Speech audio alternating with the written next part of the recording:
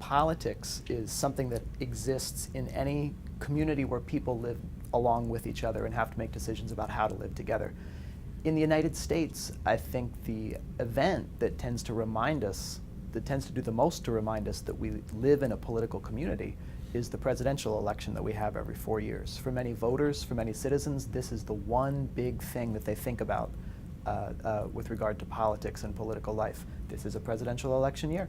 One challenge that Mitt Romney has had all along is to demonstrate that he can unite a Republican Party that includes both moderates and conservatives, extreme conservatives. In Florida, in the Florida primary, Romney won pretty convincingly among the moderate part of the Republican Party and among the Republican voters who identify themselves as somewhat conservative. The Republican voters who identify themselves as very conservative went for his main rival, Newt Gingrich, by a pretty convincing margin. I think it was something like 4-3. Early in the primary season, Mitt Romney seemed to be speaking to an audience that was much broader than the Republican primary electorate. He was trying to convince Americans as a whole to vote for him rather than President Obama. As recently as the South Carolina primary, Mitt Romney was saying he wished that he hadn't said anything attacking his Republican rivals, and that he'd only spoken about President Obama. All that changed in Florida. In Florida, Romney seems to have realized that if he's going to secure the Republican nomination, he needs to, well, smash his Republican rivals, Newt Gingrich in particular, who is at this point his strongest rival. And so he ran a classic negative campaign, something that voters always complain about but always respond to very well. So one factor now is, will Romney, having delivered a pretty convincing victory over Gingrich, will he return to his upbeat, November-oriented, broad message, or will he retain his focus on attacking his Republican rivals?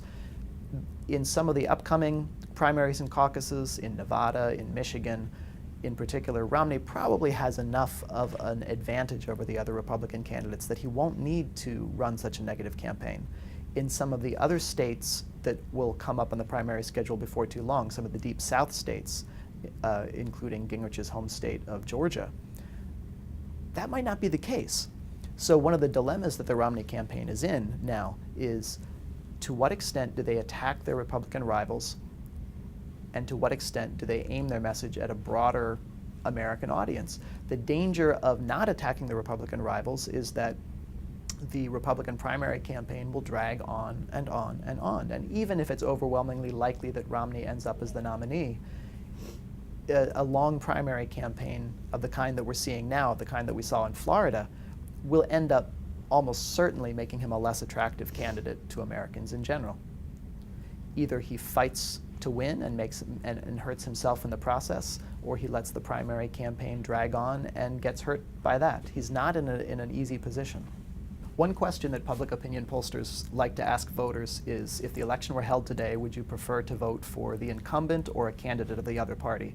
And in those sorts of generic questions, President Obama has tended to lose narrowly to a generic, unnamed Republican candidate in many recent polls. But of course, he's not going to run against a generic Republican candidate. He'll run against a specific human being. And if you ask voters, would you rather vote for President Obama or Mitt Romney, President Obama or Newt Gingrich, and so forth, President Obama wins almost every poll. Narrowly, if he's running against Mitt Romney. By larger margins, if he's running against a widely disliked candidate like Newt Gingrich. But he wins. For Mitt Romney, this is a problem. At this point, Governor Romney has two problems. One is, how does he secure the Republican nomination? If he attacks his rival Newt Gingrich as relentlessly as he did during the Florida primary campaign, he looks petty, he looks vindictive, he risks taking such extremely right-wing positions that he turns off the more moderate American voters.